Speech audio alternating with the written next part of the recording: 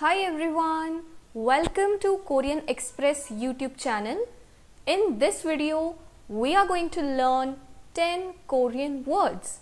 So, let's start. The first one is the Korean translation of the word machine, and that is 기계. 기계. Okay? Next is the Korean translation of the word time, and that is 시간. 시간. Okay?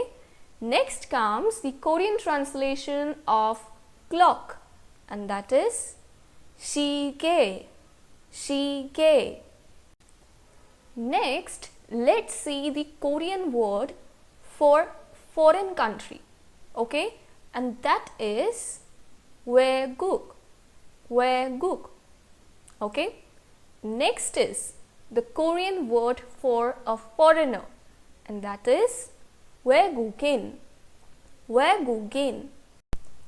Okay, next comes the Korean translation of the word library, and that is 도서관.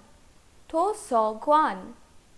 Okay, next is the Korean word for paper, and that is 종기.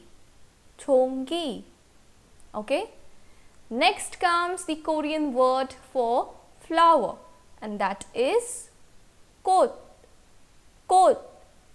Okay, next is the Korean word for shoes, and that is 신발. 신발.